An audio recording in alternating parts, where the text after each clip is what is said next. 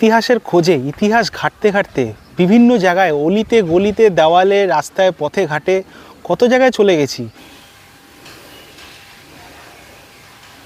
কিন্তু ইতিহাস ইতিহাসই থেকে যায়। প্রতিটা দেওয়ালে প্রতিটা জায়গায় কিন্তু ইতিহাসের ছোঁয়া কিন্তু এখনও আছে। আজকে এই 2025-এ দাঁড়িয়ে আমরা ইতিহাস কতটা বিলুপ্ত হয়ে গেছে, যে কত ইতিহাস আমরা জানতেই পারি না।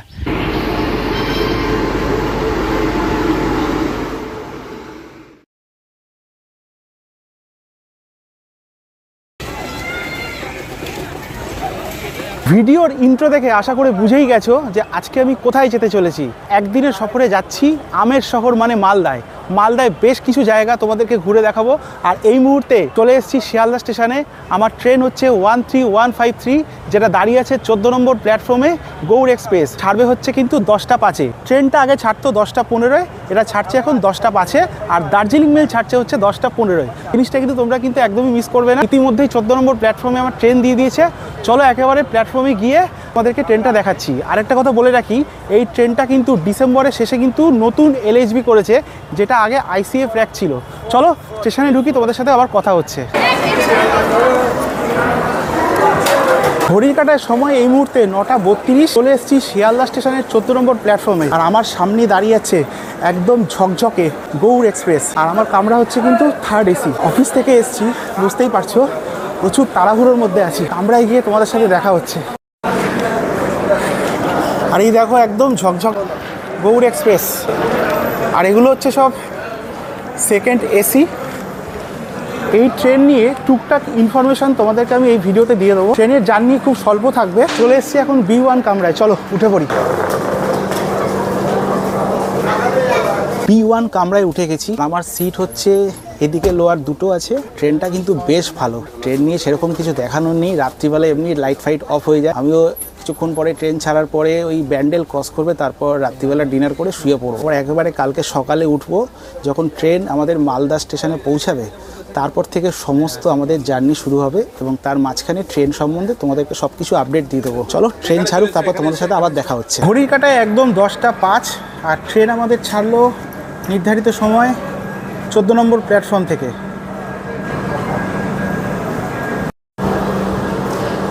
ট্রেন তো আমাদের ছেড়েই দিল। সকাল 6টা 15-তে আমরা পৌঁছাবো মালদাতে। মাঝখানে পড়বে মোট 10টা হল স্টেশন। উত্তরবঙ্গ তো আমরা প্রচুর যাই, আর এই মালদার উপর দিয়েই আমাদের যেতে হয়। কখনো মালদায় ঘুরতে যাইনি, এইবার সুযোগ এসছে মালদা ঘুরতে যাওয়ার। নির্ধারিত সময় থেকে মাত্র 1 মিনিট দেরিতে আমাদের ট্রেন এসে পৌঁছেছে আমাদের প্রথম হল্ট বিধাননগর স্টেশনে। এটা কিন্তু আমার হোম টাউন, নিজের নামেই তাও আবার। চলে যাচ্ছে বিধাননগর রোড, আর এটা হচ্ছে বিধাননগর রোডের 4 নম্বর প্ল্যাটফর্ম।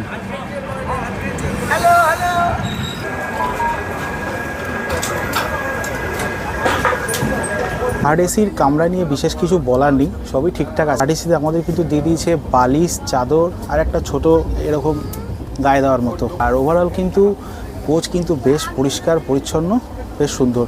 পরবর্তী হল স্টেশন হচ্ছে কিন্তু নৈহাটি। তার আগে আমরা করে নেবো রাত্রিবেলার ডিনার। থালা রেডি হয়ে গেছে, সাথে আছে রুটি, এই পেঁয়াজ আর এই মাংস। জমিয়ে ডিনারটা করি, ততক্ষণ নৈহাটি আসবে। খাওয়া দাওয়া এত সুন্দর হয়েছে। দাদা এনেছিল আমার জন্য চিকেন, দুর্দান্ত খাবার হয়েছে। নৈহাটিতে আর নামতেও পারলাম না। আর যখন আমরা নর্মালি যে কোনো ট্রেনে উঠি, ওয়াশরুমের সামনে বা এই হাত ধোয়ার সামনেটা প্রচুর নোংরা দেখি, কিন্তু যেহেতু এই ট্রেনটা বেশি দিন হয়নি আর নতুন ছেড়েছে, বেশ পরিষ্কার পরিচ্ছন্ন। তোমাদেরকে একবার এটা দেখিয়ে দিচ্ছি, একবার দেখে নাও। আর এটা হচ্ছে ওয়াশরুমের সামনেটায়, দেখো নিচটা কত পরিষ্কার পরিচ্ছন্ন। আর এখানে রয়েছে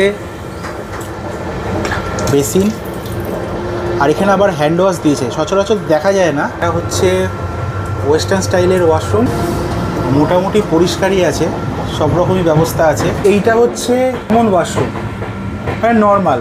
তোমাদেরকে ওয়াশরুমটাও দেখিয়ে দিলাম, আর কামরাটা টুকটাক দেখিয়েছি, আমার জায়গাটা দেখালাম। এখন ওয়েট করব কখন ব্যান্ডেল আসে। আর এখন আমরা পার করছি হুগলিঘাট ব্রিজ।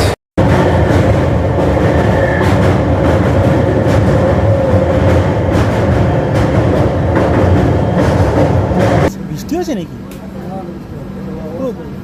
বাবা কি পড়েছে।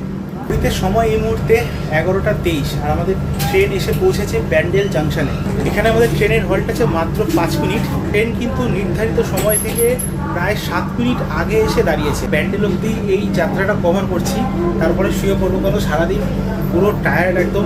জার্নি সম্বন্ধে তোমাদেরকে সমস্ত কিছু ইনফরমেশান আমি দিয়ে দেবো, সেই নিয়ে কোনো টেনশন নেই। তোমরা গৌড় এক্সপ্রেসে আসো, জার্নি করো। ভীষণ ভালো ট্রেন, ভীষণ ভালো।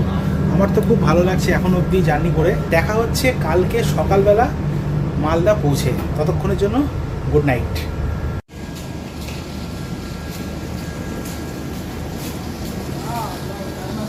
কলকাতা থেকে মালদা ঘুরতে যাওয়ার জন্য রয়েছে বেশ কিছু ট্রেন।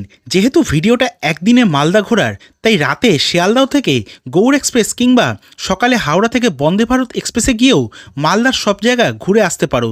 তবে আমার মতে রাতে গৌড় এক্সপ্রেসে যাওয়াটা অনেক ভালো। সেক্ষেত্রে সকালে পৌঁছে বিকেলের মধ্যে সব জায়গা ঘোরা হয়ে যাবে।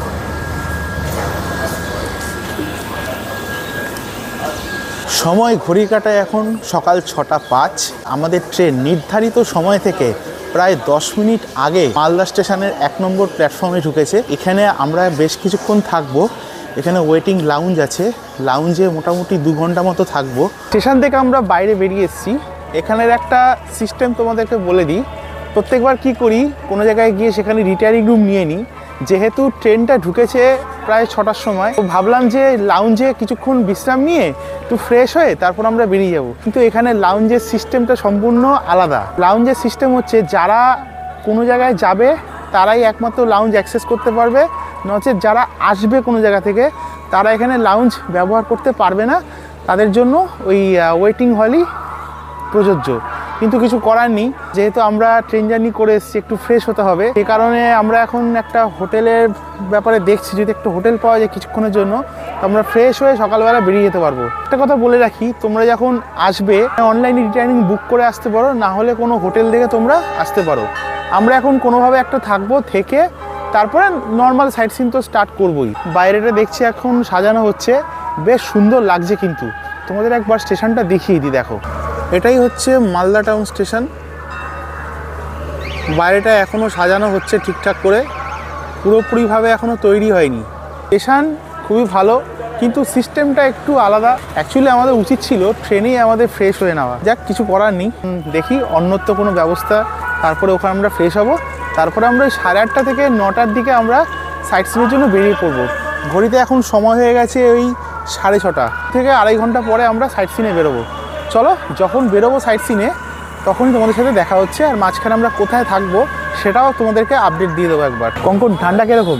মারাত্মক ঠান্ডা, গলা ফলা ধরে গেছে, মুখ থেকে ধোঁয়াও বেরোচ্ছে। ঠান্ডা এতটাই যে আমাদের কলকাতায় সকালে মনে হয় এত ঠান্ডা থাকে না। আমি 12 ডিগ্রি। আমি জ্যাকেট কিছুই আনিনি, একটা শাল নিয়ে চলে এসেছি। এই নিয়ে নিচে এখান থেকে চা, মালদায় 1 কাপ চা খাওয়া যাক। বেশ ভালো, বাট চিনিটা বেশি। এখন এখান থেকে স্টেশন থেকে বেরিয়ে যাচ্ছি একটা জায়গা, বললো কি রুম পাওয়া যায় কি না। এটা হচ্ছে মালদা টাউন স্টেশনের রাস্তা। এই দিক দিয়ে গেলেও স্টেশন দেখা যাচ্ছে দূর থেকে। আর এটা হচ্ছে মেন রোড। মেন রোড থেকে হেঁটে আসলে এই সামনেই যে দেখা যাচ্ছে, এগুলো পরপর হোটেল রয়েছে। এই এসআরএমবির বোর্ডটার ঠিক পেছনেই রয়েছে হোটেল সানশাইন। অবশেষে স্টেশন থেকে মাত্রই 5 মিনিট থেকে 7 মিনিট হাঁটার পরে একটা হোটেল পেয়ে গেছি। হোটেলের নাম হচ্ছে হোটেল সানশাইন। এখানে আমরা রিসেপশানে গেলাম। রিসেপশানে গিয়ে কথাবার্তা বলে 1800 রুমকে 1500 করালাম। তো তোমাদেরকে একবার হোটেলটা দেখিয়ে দিচ্ছি। যদি তোমাদের দরকার হয় তোমরা এই হোটেলে কিন্তু থাকতে পারো। হোটেলটা কিন্তু বেশ ভালোই লাগলো আপাতত রিসেপশান দেখে। এবার রুমে গিয়ে বুঝতে পারবো যে রুম কীরকম। চলো তোমাদেরকে হোটেলটা একবার দেখিয়ে দিই চটপট। এটা হচ্ছে হোটেল সানশাইন। কী ধরনের রুম আছে, এসি সুইট রুম আছে, ডিলাক্স রুম এই ধরনের আছে। আর এইখান দিয়ে যেতে হয় রিসেপশানের দিকে। তোমাদের সুবিধার জন্য হোটেলের একটা কার্ড আমি স্ক্রিনে দেখিয়ে দিচ্ছি, যেখানে হোটেলের প্রত্যেকটা রুমের ভাড়ার সম্বন্ধে কিন্তু ডিটেলস লেখা আছে। ভীষণ আমাদের হেল্প হলো এই হোটেলটা নিয়ে। একটা এক্সট্রা খরচের মধ্যে পড়ে গেল, বাট ঠিক আছে, কোনো অসুবিধা নেই। ফ্রেশ হতে গেলে হোটেল ছাড়া আমাদের কোনো উপায় ছিল না। এটা আমাদের একটা শিক্ষা হলো, যার জন্য আমি সব জায়গায় যাওয়ার জন্য কিন্তু রিটায়ারিং রুমের ভরসা করি। তো ঠিক আছে, রিটায়ারিং রুম হলো না, এবার হোটেল দিয়ে কাজ চালাবো। অবশেষে আমরা হোটেলের 2nd ফ্লোরে চলে এসেছি। এখানে আমাদের 206 নম্বর রুম। তো রুমটাও কিন্তু দেখে মোটামুটি প্রথম দর্শনে বেশ ভালোই লাগলো। একবার চলো তোমাদেরকে রুমটা দেখিয়ে দিই। এটা হচ্ছে 206 নম্বর রুম। রুমে ঢুকলে প্রথমেই ওয়াশরুম, আর এটা হচ্ছে ওয়েস্টার্ন স্টাইল। আবার দেখছি গিজারের সিস্টেমও আছে, বেশ ভালো সব কিছু। এটা হচ্ছে ডাবল বেডরুম। এখানে রিসেপশানের একটা ফোন করার জন্য ল্যান্ড ফোন দিয়েছে, আর এখানে হচ্ছে সোফা, আয়না দিয়েছে ফ্রেশ হওয়ার জন্য, আর এখানে আলমারিও আছে। এটা হচ্ছে টিভি, বসার জন্য দুটো চেয়ার। সাত সকালে 1,500 টাকায় এর থেকে আর ভালো রুম অ্যাটলিস্ট আমি আর পাবো না হয়তো। বাকি হোটেলগুলো দেখছিলাম, ঠিক আছে মোটামুটি চলে যায়। তোমাদেরকে এই হোটেলের সমস্ত কিছু ইনফরমেশান আমি দিয়ে দিলাম। তোমরা যদি এখানে আসো ঘুরতে, এই হোটেলে উঠতেও পারো, নাও উঠতে পারো। আর স্টেশন থেকে টোটোতে ভাড়া বললো 5 টাকা নাকি। আমাদের কলকাতায় তো 5 টাকার টোটো ভাড়া নেই, এখানে 5 টাকার জায়গায় 10 টাকা নেবে। তো তোমরা হেঁটেও আসতে পারো বা টোটোতেও আসতে পারো। চলো এখন ফ্রেশ হব, ফ্রেশ হয়ে তারপরে একেবারে যখন বেরোবো তখন তোমাদের সাথে আবার কথা হবে।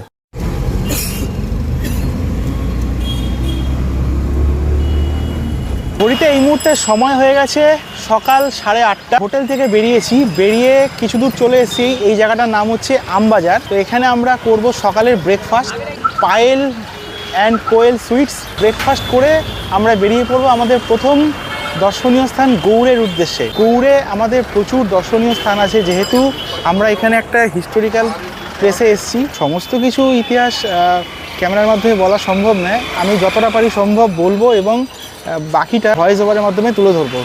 এখন আগে চটপট ব্রেকফাস্ট ছাড়বো। এরকম পরোটা নিয়ে নিয়েছি, 2 পিস পরোটা হচ্ছে 15 টাকা। আর এত সুন্দর সুন্দর সব মিষ্টি অবশ্যই এখানে খাবো। ঠান্ডাটা ভালোই আছে এখানে, গরম গরম এরকম পরোটা দিয়ে সকালে জমিয়ে ব্রেকফাস্ট, তারপরে মিষ্টি খেয়ে আমরা রওনা হব। পরোটা তো খেলাম জমিয়ে 4 পিস, আর নিয়েছি এখানে মিষ্টি, এখানে একটা। এসব না হলে এনার্জি পাবো না, মিষ্টিটা খাই তারপর ব্যাক করছি। সকালে জলখাবার ভালোই করলাম, 4টে পরোটা 2টো মিষ্টি, বেশ ভালো লাগলো। এবার আমরা রওনা হব আমাদের আজকের মালদার ইতিহাসের শহর গৌড়ের উদ্দেশ্যে। চলো যাওয়া যাক।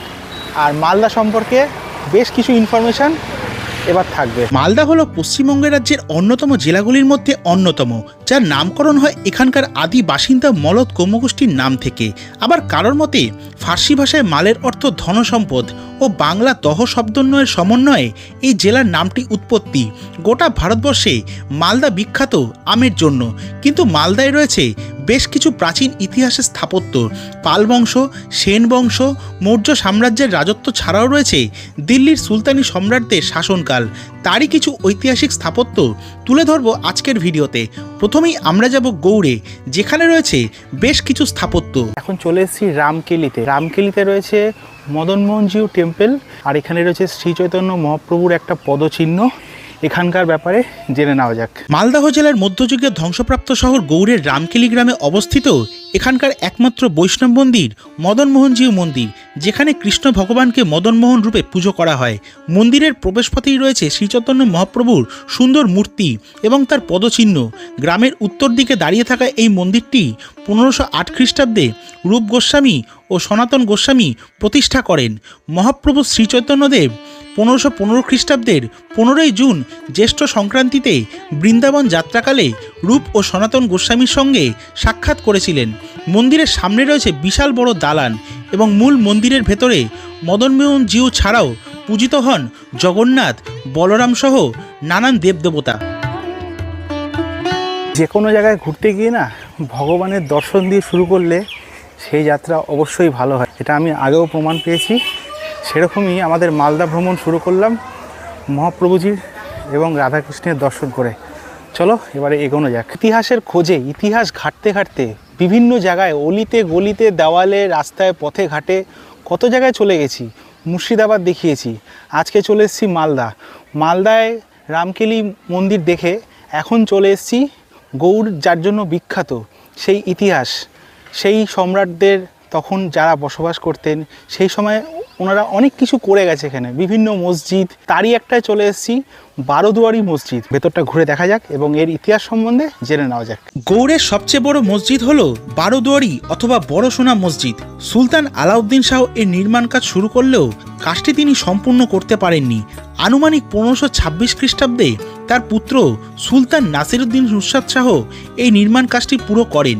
মসজিদের গম্বুজগুলির ওপর সোনালী রঙের আস্তরণ ছিল বলে মসজিদটির নাম হয় সোনা মসজিদ। এর উচ্চতা 20 ফুট, দৈর্ঘ্য 168 ফুট এবং প্রস্থ 76 ফুট। মসজিদটি মূলত 12 দুয়ারি নামে পরিচিত, কিন্তু বাস্তবে মসজিদটির 11টি দরজা রয়েছে। আবিদ আলী বর্ণনা করেছেন 12 দুয়ারি শব্দটির অর্থ সাধারণভাবে বড় হল রুম। মসজিদের সামনে অবস্থিত বড় উদ্যানটির কারণে এর নাম রাখা হয় 12 দুয়ারি মসজিদ। কালের নিমেষে আজকে এই 12 দুয়ারি মসজিদ প্রচুর জায়গায় ক্ষতিগ্রস্ত, কিন্তু ইতিহাসই থেকে যায়। প্রতিটা দেওয়ালে, প্রতিটা জায়গায় কিন্তু ইতিহাসের ছোঁয়া কিন্তু এখনও আছে। গৌড়ের প্রতিটা জায়গার দূরত্ব প্রায় আশেপাশেই, তাই রাস্তার বর্ণনা দিয়ে ভিডিও খুব একটা বেশি বড় করব না। গ্রামের রাস্তা আর আশেপাশেই রয়েছে সারি সারি আম গাছ। ইতিহাস খুঁজতে খুঁজতে এই মুহূর্তে চলে এসেছি মালদা ভ্রমণের তৃতীয় গন্তব্যস্থান দাখিল দরওয়াজা, যেটাকে বলা হয় গৌড় দুর্গে প্রবেশের প্রধান দরওয়াজা। এই দরওয়াজার সম্পর্কে বেশ কিছু ইতিহাস হয়ে যাক। দাখিল দরওয়াজা ছিল একসময় গৌড় দুর্গে প্রবেশের প্রধান ফটক। 60 ফুট উঁচু এবং 73 ফুট চওড়া ছোট ছোট লাল ইট ও পাথর দিয়ে তৈরি এই দরওয়াজা তৈরি করেন 1435 থেকে 1459 সালের মধ্যে সুলতান নাসিরউদ্দিন মাহমুদ শাহ। প্রধান ফটক হওয়ার কারণে বিভিন্ন সুলতানরা যখন প্রবেশ করতেন তখন তাদের দুপাশ থেকে তোপধ্বনি দিয়ে সংবর্ধনা জানানো হতো, তাই একে সালামি দরওয়াজাও বলা হতো। আজকে এই 2025-এ দাঁড়িয়ে আমরা ইতিহাস কতটা বিলুপ্ত হয়ে গেছে, যে কত ইতিহাস আমরা জানতেই পারি না। ইতিহাস প্রায় বলা যেতে পারে বিলুপ্তের পথে। পুরনো ইটের যে স্ট্রাকচার বানানো রয়েছে কত সুন্দর, এখন এগুলো রক্ষণাবেক্ষণ করে আর কিছু হবে না, বেশি দিন টিকবে না।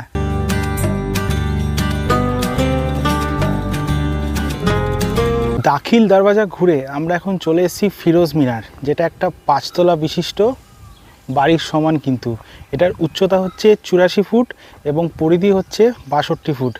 এর ভেতরে রয়েছে 73টা মতো সিঁড়ি, যদিও এখন ভেতরে প্রবেশ করতে দেয় না, সম্পূর্ণটাই বাইরে থেকে দেখতে হয়। ফিরোজ মিনারের সম্পর্কে কিছু ইতিহাস রইল তোমাদের সামনে। 5 তলা বিশিষ্ট তুগলকি স্থাপত্য শৈলীতে এই মিনার তৈরি করেন হাফসি বংশের সুলতান সাইফুদ্দিন ফিরোজ শাহ 1485 থেকে 1489 সালের মধ্যে। প্রথম 3টি তলা বহুভুক্ত বিশিষ্ট এবং পরের 2টি তলা বৃত্তাকার আকারের। ফিরোজ মিনারের সাথে দিল্লির কুতুব মিনারের হুবহু মিল রয়েছে।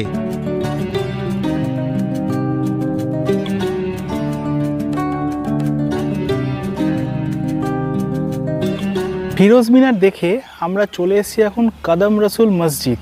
তো ভেতরটা তোমাদেরকে ঘুরিয়ে দেখাচ্ছি। চতুষ্কোণ এক গম্বুজ বিশিষ্ট মসজিদটি 1530 থেকে 1531 সালে সুলতান নুসরাত শাহ দ্বারা নির্মিত হয়।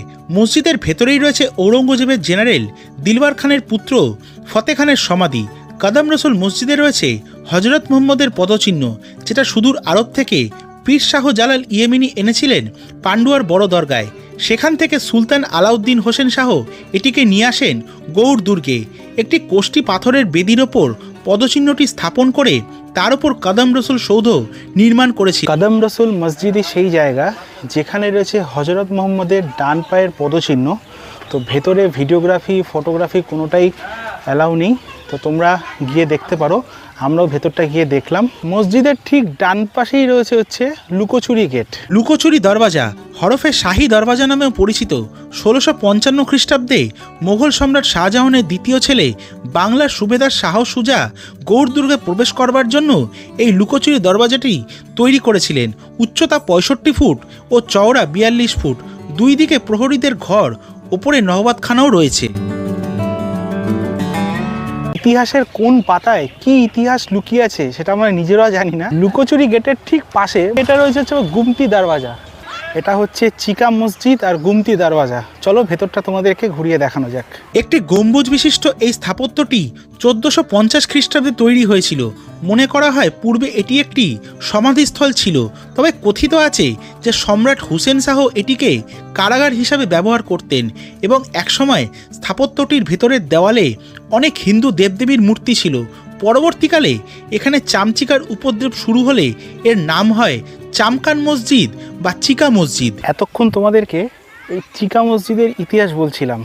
এর ঠিক সামনেই রয়েছে গোমতি দরওয়াজা। চিকা মসজিদের উত্তর পূর্বে দাঁড়িয়ে গোমতি দরওয়াজাটি 1512 সালে আলাউদ্দিন হোসেন শাহ নির্মাণ করেছিলেন।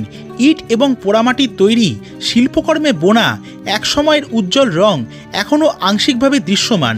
কথিত আছে যে অলঙ্করণে আসল সোনা ব্যবহার করা হয়েছিল, তবে দরওয়াজাটি এখন জনসাধারণের জন্য বন্ধ আছে। আমাদের বাড়িতে কত বড় ওয়াল থাকে, কমসে কম 10 ফুট, 11 ফুট, 15 ফুট, কিন্তু এমন একটা জায়গায় চলে এসেছি যেটা এখানকার 22 গজি ওয়াল বলা হয়। বিশাল বড় একটা ওয়াল। এই ওয়ালের সম্বন্ধে যে ইতিহাসটা আছে এই ভিডিওতে আমি তোমাদেরকে তুলে ধরছি, চলো। 22 গজি দরওয়াজা, যা দাখিল দরওয়াজা নামেও পরিচিত।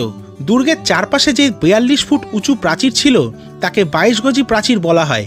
আনুমানিক 1442 থেকে 1459 খ্রিস্টাব্দে সুলতান নাসিরউদ্দিন মাহমুদ শাহের শাসনকালে নির্মিত হয়েছিল। মাটির মর্টার দ্বারা বেঁধে ইট এবং পাথর দিয়ে দেওয়ালে রয়েছে শোভাময় কার্নিশ এবং কুলুঙ্গি। প্রাচীরটি একটি টেপারিং আকৃতি রয়েছে এবং এটি গোড়ায় 15 ফুট চওড়া এবং শীর্ষে 9 ফুটের কাছাকাছি। ভেতর থেকে তোমাদের পাঁচিলের অবস্থা দেখালাম, মানে বাইরের দিকটা একটু ভালো থাকলেও ভেতরের এই মাঝখানের দিকটা পুরোপুরি একদম শেষ হয়ে যাচ্ছে। হয়তো আগামী কিছু বছরের মধ্যে মাঝখানের অংশটা হয়তো থাকবেই না। এভাবেই আমাদের ইতিহাসগুলো ধ্বংস হয়ে যাচ্ছে এক এক করে। এখানে প্রত্যেকটা জায়গায় এএসআই এর বোর্ড দেওয়া রয়েছে, আর্কিওলজিক্যাল সার্ভে অফ ইন্ডিয়ার। তা সত্ত্বেও কিছু মানুষ এই জায়গাগুলোকে নোংরা করে যায়, জায়গাগুলোকে ধ্বংস করে, নষ্ট করে। এটাই বলবো যে এই ইতিহাসকে বাঁচিয়ে রাখার দায়িত্ব কিন্তু আমাদেরই। চলো এবার যাওয়া যাক আমাদের পরবর্তী গন্তব্যের উদ্দেশ্যে। 22 গজি দেওয়াল তোমাদেরকে দেখালাম এবং এই দেওয়ালের ইতিহাস সম্বন্ধে বললাম। এখন ঠিক 22 গজি দেওয়ালের সামনেই রয়েছে বল্লাল ভিটে। বলা হতো এখানে নাকি বল্লাল সেনের রাজপ্রাসাদ ছিল। তো এই বল্লাল ভিটের ইতিহাস সম্পর্কে আমরা একটু জেনে নেব। শোনা যায় পুরাতত্ত্ববিদ বিমল বন্দ্যোপাধ্যায় একটি মাটির ঢিবি খুঁড়ে বার করেন এই বল্লাল ভিটা। যদিও এটা বল্লাল সেনের তৈরি কিনা সেটা নিয়ে রয়েছে প্রশ্ন, তবে ইতিহাস অনুযায়ী ধরে নেওয়া হয়েছে যে এটি আসলে বল্লাল সেনই বানিয়েছিলেন, আর সুলতান বারবক শাহ এটা সংস্করণ করেন বা প্রথম থেকে আবার তৈরি করেন। একসময় খুব কাছ দিয়েই বয়ে যেত গঙ্গা। প্রাসাদটি গোল ইটের স্তম্ভের ওপর ছিল। অনেকেরই মতে স্তম্ভের মাঝে যে বড় ফুটো তার মধ্যে বসানো ছিল শাল কাঠের গুঁড়ি, তার ওপর নির্মিত ছিল এই প্রাসাদ। আমরা গৌড়ের বেশ কিছু প্রধান প্রধান দর্শনীয় স্থান দেখলাম, প্রায় 10টা মতো দর্শনীয় স্থান দেখেছি। এখন আমরা চলে এসেছি তাঁতিপাড়া মসজিদ, আর এখানকার ইতিহাস সম্পর্কে আমরা জেনে নেব। এই মসজিদটির প্রত্যেক কোণে আছে 8 কোণী থাম। ব্রিটিশ মিউজিয়ামে রাখা লিপি অনুযায়ী 1480 খ্রিস্টাব্দে সুলতান ইউসুফ শাহের রাজত্বকালে এই মসজিদ নির্মিত হয়েছিল। একটা সময় এই মসজিদ ছিল অত্যন্ত সুন্দর, কিন্তু 1885 সালের ভূমিকম্পে মসজিদটি যথেষ্ট ক্ষতিগ্রস্ত হয়। বর্তমানে এর ছাদ ও গম্বুজ সবই প্রায় ধ্বংস হয়ে গেছে। মসজিদের সামনে যে দুটি কবর দেখা যায় সেগুলির একটি হলো উমর কাজীর ও আরেকটি জুল করওয়ানের। উমর কাজীকে এই মসজিদের নির্মাতাও বলা হয়, সেই কারণে এই মসজিদটি উমর কাজীর মসজিদ নামেও পরিচিত। মালদা ঘুরে একটা অভিজ্ঞতাই হচ্ছে, প্রত্যেকটা মসজিদ বা প্রত্যেকটা দর্শনীয় স্থান আজ কিন্তু প্রায় ধ্বংসাবশেষের পথে। কিভাবে আজ থেকে 10 বছর পরে এগুলোকে আমরা দেখতে পাবো যদি আসি কোনো দিন, সেটা জানি না, বাট প্রত্যেকটা জায়গায় কিন্তু প্রায় শেষের দিকে। এই যেটা মসজিদের ওপরের অংশ কিন্তু কিছুই নেই, তো কিছু করার নেই। তো এবারে আমরা এমন একটা জায়গায় যাচ্ছি যেই জায়গাটা দুটো দেশকে কানেক্ট করে, কিছুক্ষণ পরে তোমাদেরকে দেখাবো। তাঁতিপাড়া মসজিদ দেখে আমরা কিছুটা দূরেই এগিয়ে চলে এসেছি লোটন মসজিদ।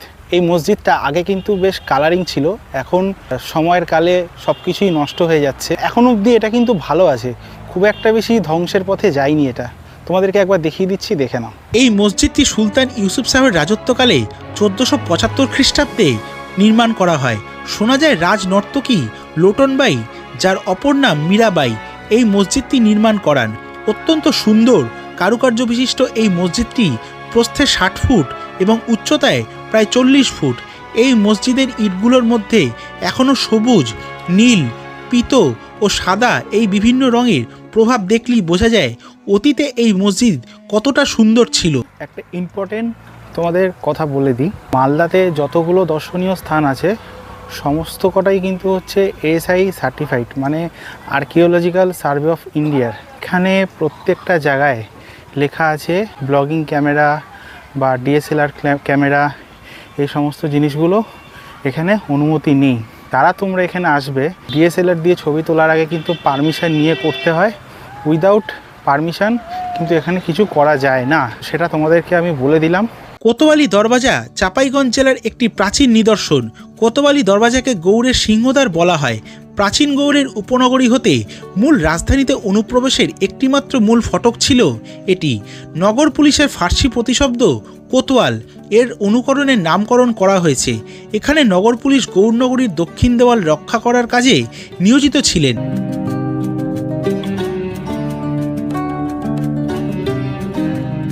কোতোয়ালি দরবাজা দেখে আমরা রওনা হলাম দুপুরের খাবারের উদ্দেশ্যে।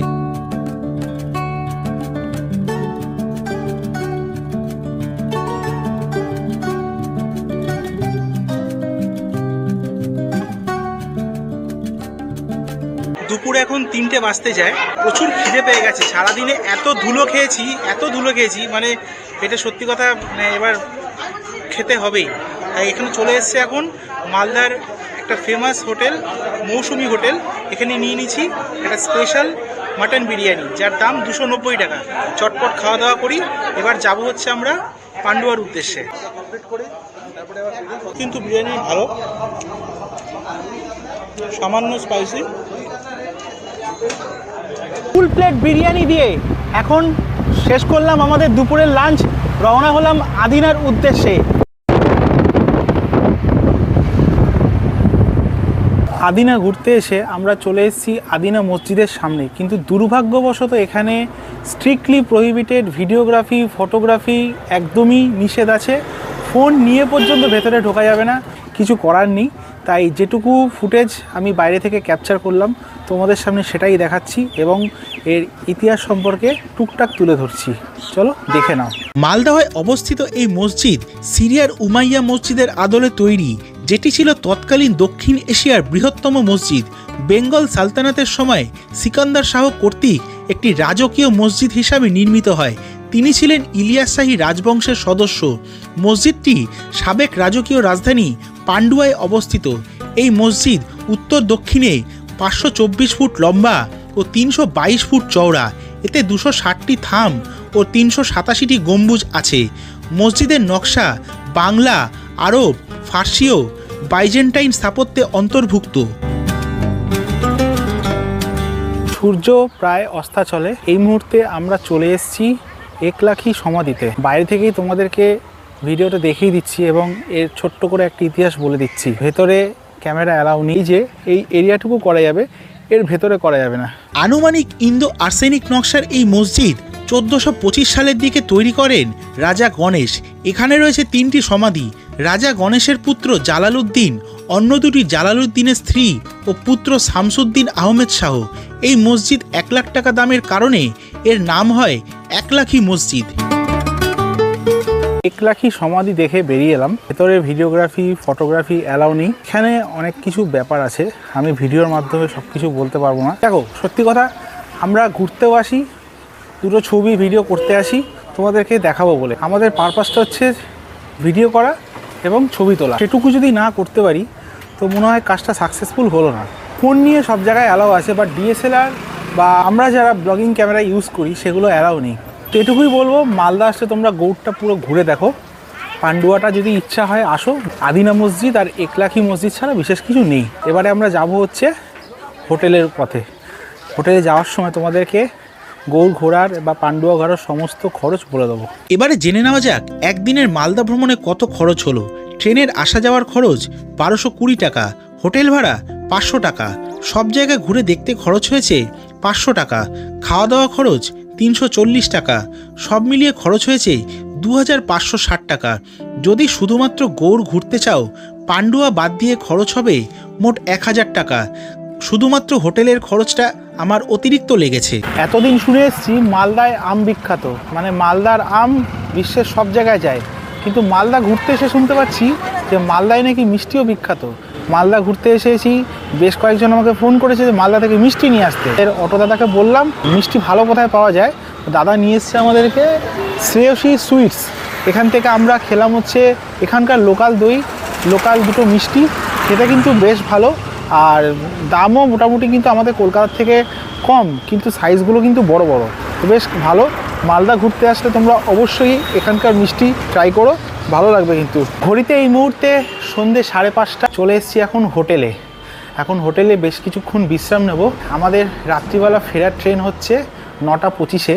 আমরা এসছি গৌড় এক্সপ্রেসে এবং যাব গৌড় এক্সপ্রেস, কামরা সেমই। আজকের এই ভিডিওটা তোমাদের কাছে কেমন লাগলো, মালদার এই একদিনের ভ্রমণ? যদি ভিডিওটা ভালো লেগে থাকে তাহলে অবশ্যই সবার সাথে শেয়ার করো, চ্যানেলটা অতি অবশ্যই সাবস্ক্রাইব করো, আর হ্যাঁ, অবশ্যই কিন্তু লাইক করবে। দেখা হচ্ছে পরবর্তী একটা নতুন ভিডিও নিয়ে, নতুন গন্তব্যস্থান নিয়ে। ততক্ষণ সবাই ভালো থেকো, সুস্থ থেকো। মালদা থেকে সবাইকে জানাই গুড নাইট।